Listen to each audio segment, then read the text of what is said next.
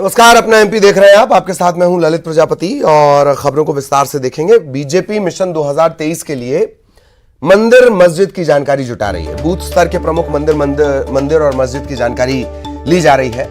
इसके लिए सांसद विधायकों से जानकारी मांगी गई है। बाकायदा एक ऐप की मदद ली जा रही है, मोबाइल ऐप। सरल इसका नाम है, पर थोड़ा ये जटिल है। जटिल इसलिए कि इसे एक्सेस वही कर पाएगा जो अधिकृत होगा, ऑथराइज्ड होगा। ओटीपी की मदद से इसे एक्सेस किया जा सकेगा। बीजेपी ने हाल ही में विधायकों सांसदों को सरल ऐप का टास्क दिया था।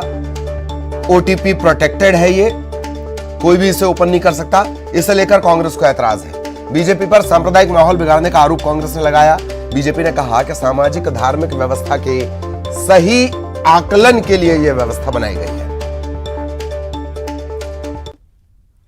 जो आपने कहा कि मंदिर मस्जिदों की जानकारी ले रहे हैं, दो मंत्रियों को लगा रहे हैं, ये जितने ऐप हो सकते हैं चुनाव के अंदर वो ऐप ही घुसेड़ेंगे वहां पे। ये जैसे मैंने कहा कि सांप्रदायिकता फैलाने का काम, धर्म और जाति पे लोगों को बांटने का काम और डरा धमका के और खरीदने का काम। इसके अलावा इनका और कोई ऐप नहीं है।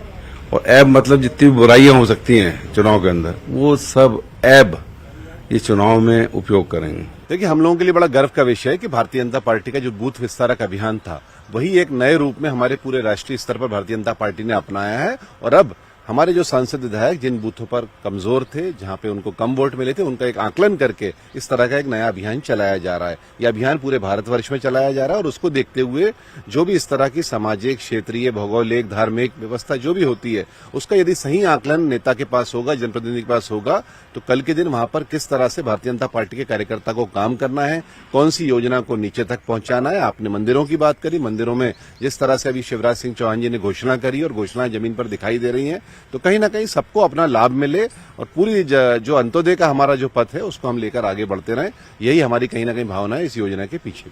मिशन 2023 से पहले बीजेपी एक और नया अभियान चला रही है और वो अभियान बीजेपी के बूथ मजबूत करने के साथ साथ चल रहा है। जो जानकारी न्यूज 18 के पास लगी है उसके मुताबिक बीजेपी ने जो सरल ऐप तैयार किया था, जिसमें सभी विधायक और सांसदों को उनके जितने कमजोर बूथ थे उनकी विधानसभा क्षेत्र के, उसकी जानकारी देने के लिए कहा गया था।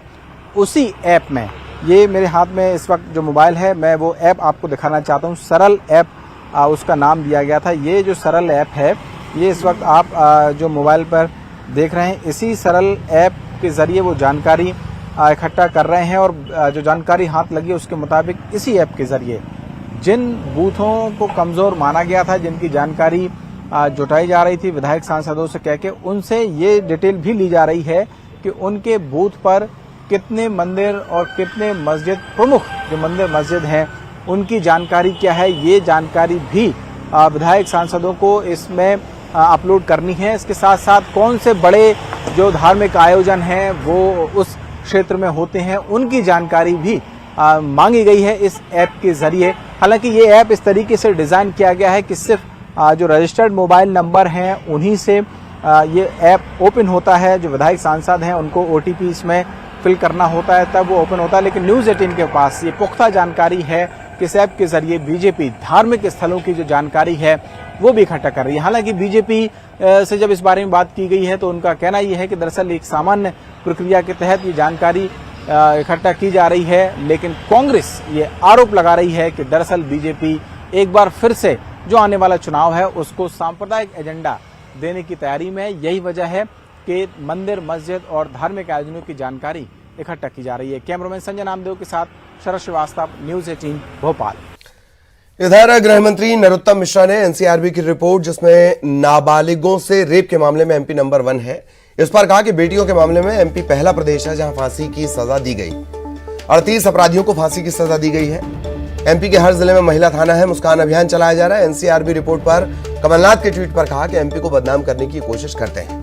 नेता प्रतिपक्ष गोविंद सिंह के एक व्यक्ति एक पद वाले बयान पर उन्होंने कहा कि यह बयान कमलनाथ और नकुलनाथ की तरफ इशारा है। भोपाल की कोचिंग में छात्र को पीटने के मामले पर कहा कि जांच के आदेश दे दिए गए हैं।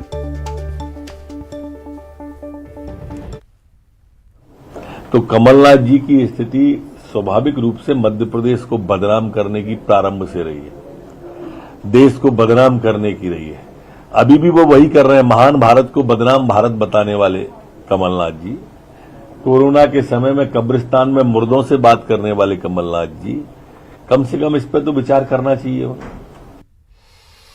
इधर कारम डैम को लेकर सियासत जारी है। इंदौर पहुंचे प्रदेश के पूर्व मंत्री ने कारम डैम फूटने के मामले में भ्रष्टाचार के आरोप लगाए। क्षेत्रीय किसान आज मुआवजे को लेकर कलेक्टर कार्यालय के चक्कर काट रहे हैं।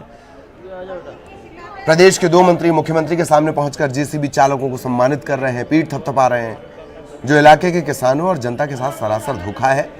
उन्होंने ये भी कहा कि धार जिले के पूर्व विधायक और वरिष्ठ भाजपा नेता भंवर सिंह शेखावत ने इस एक प्रेस विज्ञप्ति में कारम परियोजना का निर्माण कांग्रेस के समय प्रारंभ हुआ था, इस तरह की बात उन्होंने कुछ कही है।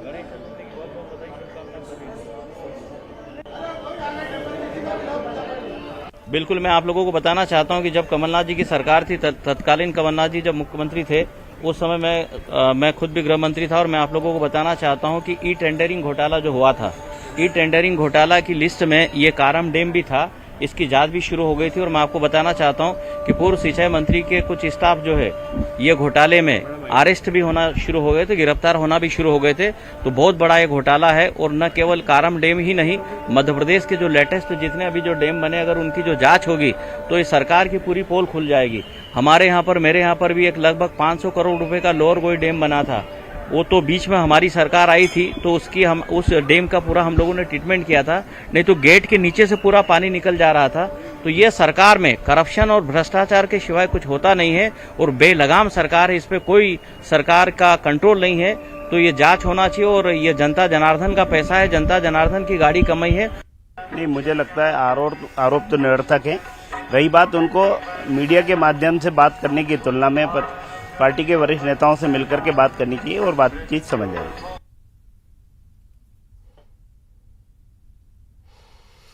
तो कारम डैम को लेकर सियासत ये चल रही है। पूर्व गृह मंत्री हैं बाला बच्चन, वो पहुंचे हुए थे। उस दौरान उन्होंने तमाम आरोप लगाए, भ्रष्टाचार के आरोप लगाए, और भी बातें उन्होंने कही। और कांग्रेस शासन के समय इसका निर्माण शुरू हुआ था। सहयोगी अरुण इस वक्त हमारे साथ जुड़े हुए हैं। अरुण के पास आपको लिए चलेंगे। अरुण, कारम डैम और भ्रष्टाचार का आरोप और सियासत भी इस पर होगी, कांग्रेस इसे जीवित रखना चाहती है, इस कारम डैम लीकेज को। अरुण, बिल्कुल, देखिए 304 करोड़ का ये डैम था और इसमें कई तरह की खामियां पाई गई और इस मामले में कई अधिकारी सस्पेंड भी हुए हैं। लेकिन सबसे बड़ा सवाल है कि कांग्रेस इसको अब 2023 तक जीवित रखना चाहती है, क्योंकि 2023 का जो चुनाव है वो कांग्रेस और बीजेपी के लिए बहुत महत्वपूर्ण है और यही वजह है कि कांग्रेस इस मुद्दे को लगातार उछाल रही है। अभी विधानसभा का जो सत्र होगा उसमें भी उछालेगी। लेकिन सबसे बड़ी बात है कि बीजेपी के वरिष्ठ नेता हैं भंवर सिंह शेखावत, वो बदनावर से विधायक रहे हैं, जहाँ से अभी राज्यवर्धन सिंह दत्तीगांव विधायक है, उसी सीट से वो भी विधायक रहे हैं और इंदौर के 5 नंबर विधानसभा क्षेत्र से भी विधायक रहे हैं, काफी वरिष्ठ नेता हैं। उन्होंने चिट्ठी लिख दी है कारम डैम में हुए भ्रष्टाचार को लेकर कि जो 2 मंत्री हैं, जल संसाधन मंत्री तुलसी सिलावट और राज्यवर्धन सिंह दत्तीगांव जो उद्योग मंत्री हैं, उनको इस मामले से दूर कर उनको हटाकर इसकी जांच करानी चाहिए। इन 2 मंत्रियों को हटाना चाहिए। इस पर बीजेपी ने भी अपनी प्रतिक्रिया दी है। बीजेपी के जो संभागीय प्रभारी हैं इंदौर के और संगठन की ओर से बीजेपी के प्रदेश महामंत्री हैं भगवान दास सबनानी, उन्होंने कहा है कि अगर भंवर सिंह शेखावत को कोई बात कहनी थी तो पार्टी फोरम पे रखना थी, इस तरह का बयान मीडिया में जारी नहीं करना था। लेकिन कांग्रेस तो ठीक ही है, बीजेपी के अंदर से भी अब चुनौती की सरकार को मिल रही है। तो ऐसे में बड़ा सवाल यही है कि अब ये मामला ठंडा होता हुआ दिखाई नहीं दे रहा है, क्योंकि बीजेपी और कांग्रेस दोनों ही दल के नेता इस मामले को उठाने में लग गए हैं। बिल्कुल, बहुत बहुत शुक्रिया अरुण इस तमाम जानकारी के लिए। सहयोगी अरुण विस्तार से जानकारी दे रहे थे। और दमोह की खबर, दमोह में स्वास्थ्य विभाग की पोल खोलता एक मामला सामने आया। गर्भवती महिला को प्रसव पीड़ा हुई, पहले एम्बुलेंस को फोन लगाया गया, 108 को फोन लगाया गया, किसी ने फोन उठाया नहीं। थक हार कर जो तरीका प्रसूता के पति ने अपनी पत्नी की स्थिति बिगड़ने पर जो तरीका इसने अख्तियार किया वो आपकी तस्वीर, वो आपके सामने स्क्रीन पर। हाथ ठेले पर 2 किलोमीटर दूर प्राथमिक स्वास्थ्य केंद्र पहुंचा। लेकिन यहां इसकी मुसीबतें कम नहीं हो रही हैं, अभी रुक जाइए। स्वास्थ्य केंद्र पहुंचा तो स्टाफ नदारद, फोन लगाया गया तो स्टाफ का कहना था कि 3 घंटे बाद ही कुछ हो पाएगा। इसके बाद उसे लेकर वो हटा सिविल अस्पताल पहुंचा।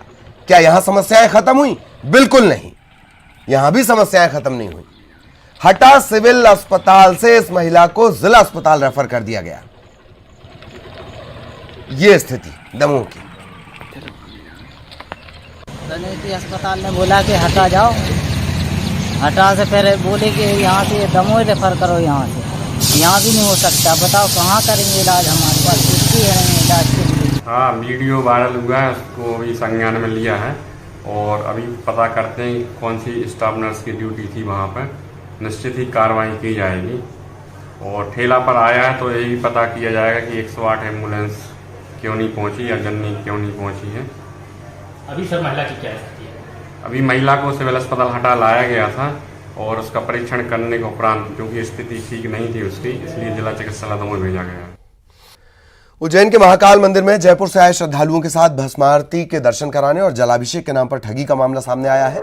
जयपुर कलेक्टर कार्यालय में काम करने वाले एक व्यक्ति ने दर्शन और जलाभिषेक के नाम पर ठगी और रुपए लेने की लिखित शिकायत मंदिर प्रबंधन को की है। मंदिर प्रशासन ने महाकाल थाना पुलिस को कार्रवाई के लिए शिकायत की कॉपी दी है। महाकाल मंदिर के पुजारी अखिल भारतीय पुजारी महासंघ ने भी इसका विरोध किया है और एक पत्र लिखा गया है थाने और प्रशासन को। कृष्णागिरी नामक एक संत है जो अखाड़े से संबंधित है। उसने भक्तों से भस्म आरती के नाम की राशि, जलाभिषेक के नाम की राशि और अन्य राशि लेकर उसके साथ में धोखाधड़ी की और उसे दर्शन नहीं कराए। ऐसी उसकी शिकायत कलेक्टर महोदय को उसके द्वारा जयपुर से भेजी गई थी। वो शिकायत हमारे पास भी आई, तब हमने इसको संज्ञान में लिया और हमने भी एक आवेदन महाकाल मंदिर प्रबंध समिति कार्यालय में दिया कि ऐसे व्यक्तियों पर कार्रवाई होना चाहिए। कारण है कि महाकाल मंदिर के नाम से जो लूट खसोट हो रही है उस पर मंदिर समिति को पूर्ण रूप से रोक लगाना चाहिए। कारण ये है कि मंदिर के अंदर कुछ व्यवस्थाएं खुली होने से चाहे जो व्यक्ति, चाहे जिस भक्त से, चाहे जो राशि मांग लेता है और फिर एक ठगी होती है। खबर मुरैना से रिश्वत लेते हुए एक बार फिर पटवारी को लोकायुक्त ने गिरफ्तार कर लिया है। पटवारी ने किसान से नामांतरण के एवज में 7,000 रुपए की रिश्वत मांगी। शिकायत किसान ने ग्वालियर लोकायुक्त से की। लोकायुक्त ने पटवारी अरुण दंडौतिया और उसके एक सहयोगी को निजी ऑफिस में 3,500 रुपए, 3,500 रुपए की रिश्वत लेते रंगे हाथों गिरफ्तार किया। पटवारी जी, मैं नामांतरण के लिए गया था, रजिस्ट्री पे नामांतरण मैंने कर दो बाबू जी। तो इन्होंने बोला था, प्लास्टिक देख ली इन्होंने पहले तो ठीक है, बाद में बोला 5,000 रुपये लगेंगे जब आपका काम होगा। मैंने कहा बाबू जी मैं गरीब आदमी, मेरे पास पैसे नहीं है। तो उन्होंने बोला लास्ट में 3,500 रुपये। सुबह उनको गया तो उन्होंने जैसे उन्होंने बताया था ना, पैसे लेके आना, जब काम हुआ मैं पैसे देने गया तो उनको ऑफिस में कुल मांगे गए थे 7,000 रुपए की इनसे मांग की थी पहले, लेकिन जब रिकॉर्डिंग कराई तो उसमें 5,000 रुपए इनके द्वारा मांगे जा रहे थे, लेकिन वो 3,500 रुपए में इनके द्वारा फाइनल डील हुई थी कि 3,500 रुपए दे दोगे, उसके बाद आपकी ऐसा रिकॉर्डिंग। घर पर ही ले रहे थे? घर पर ही इनका कार्यालय है, निजी कार्यालय उनका, उसी में ये रिश्वत ले रहे थे, वहीं इनको पकड़ा गया। क्या साथ में एक किसान है जिसको जो डिलीवरी दिलवाई है, इन्होंने भी उसमें लेके और उस किसान को दी है वो पैसे। नर्मदापुरम में सुखतवा में ब्रिज बनकर तैयार हो गया। यहां सेना और जिला प्रशासन के अधिकारियों ने फीता काटकर इसका शुभारंभ किया। आपको बता दें कि सेना की इंजीनियरिंग बटालियन द्वारा ये ब्रिज बनाया गया है। इसकी लंबाई 10 फीट, तकरीबन 11 फीट है। सेना के जवानों ने इसे 3 दिन में तैयार किया। 40 टन वजनी वाहन इससे निकल सकेंगे। भोपाल नागपुर नेशनल हाईवे बंद होने की समस्या फिलहाल फौरी तौर पर खत्म होगी। ब्रिज बनाने के लिए लोगों ने सेना की टीम का सम्मान किया।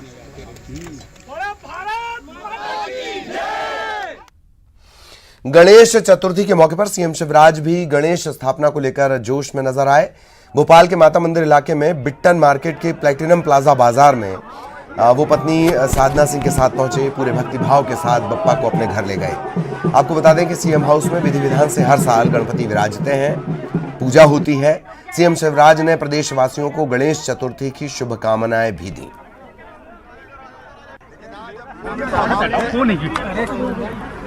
गणपति जी आ रहे हैं और प्रत्येक वर्ष के अनुसार आज परिवार सहित हम गणेश जी लेने आए हैं। वो सिद्धि विनायक है, विघ्न हरता है, बुद्धि सद्बुद्धि देने वाले हैं, सन्मार्ग पर चलाने वाले हैं, सबका कल्याण करने वाले हैं। वो सबके विघ्न हरें, सबका कल्याण करें, सबके जीवन में आनंद, उत्साह और प्रसन्नता उनके आशीर्वाद और उनकी कृपा से आए। देश और प्रदेश की प्रगति के सारे विघ्न दूर हो जाएं, यही उनके चरणों में प्रार्थना है। और प्रदेशवासियों से अपील है कि पूरे उत्साह के साथ विधि विधान से गणपति जी की पूजा करें, गणेश उत्सव मनाएं और सब सुखी हो, सब निरोग हो, सबका मंगल हो, सबका कल्याण हो। तो इधर गृह मंत्री नरोत्तम मिश्रा ने भी भोपाल के माता मंदिर के पास बाजार पहुंचकर गणेश प्रतिमा खरीदी। उन्होंने कहा कि पूरा माह त्योहारों से भरा हुआ है, गणपति मंगल कामनाओं और शुभ फल देने वाले हैं। उन्होंने कहा कि गणपति प्रदेश में खुशहाली और समृद्धि लेकर आए हैं। उन्होंने गणेश महाराज से सुख शांति की कामना की। मंदिर क्षेत्र में पहुंचे हैं और गणेश प्रतिमा खरीदने के लिए पहुंचे। आप देखेंगे कि सर पर जो गृह मंत्री नरोत्तम मिश्रा हैं वो भगवान गणेश की प्रतिमा है उनको रखे हुए हैं और माटी के जो गणपति है वो प्रतिमा यहाँ पर खरीद के जो घर है वो ले जा रहे हैं, क्योंकि जो पर्यावरण बचाने का जो संदेश है वो भी इसके जरिए देना चाहते हैं। सर, आज गणेश प्रतिमा आपने खरीदी है और माटी की जो गणेश प्रतिमा है वो आप घर ले जा रहे हैं। जी, गणेश जी का पर्व प्रारंभ है, त्योहारों का मास आ रहा है, प्रदेश में सुख समृद्धि और शांति की कल्पना और उनके चरणों में नमन और आराधना उनकी और आग्रह उनसे। प्रदेशवासियों को सर जो मंगल कामना है, शुभ कामना है वो भी आप दे रहे हैं आज? निश्चित रूप से इतना शुभ दिन है कि मंगल कामना अपने आप ही निकलती है। तो सर, आज आप गणपति को सर पे विराजित करके ले जा रहे हैं और ये कहा जाता है कि तमाम जो विघ्न बाधाएं, तमाम जो संकट है, उन्नति, प्रगति और खुशहाली का प्रतीक है हमारे गणपति। विघ्न बाधाएं वो हरते हैं, इसलिए तो विघ्नेश्वराय वरदाय स्वरप्रियाय कहा है। तो आप देखेंगे कि सर पर जो गणपति बप्पा है उसकी मूर्ति रखकर जो एक श्रद्धालु की तरह जो गृह मंत्री हैं वो घर के लिए निकल पड़े हैं और प्रदेशवासियों को गणेश चतुर्थी की शुभकामनाएं मिली। और ये भी कहा है कि जो गणपति बप्पा हैं वो सुख, शांति, समृद्धि के प्रतीक हैं और विघ्नों को हरने वाले हैं और पूरे प्रदेश की जो विघ्न है उसको हरें और सभी की जिंदगी में खुशहाली लेकर आए। कैमरामैन मोहसिन के साथ रंजना दुबे, न्यूज़ 18 भोपाल।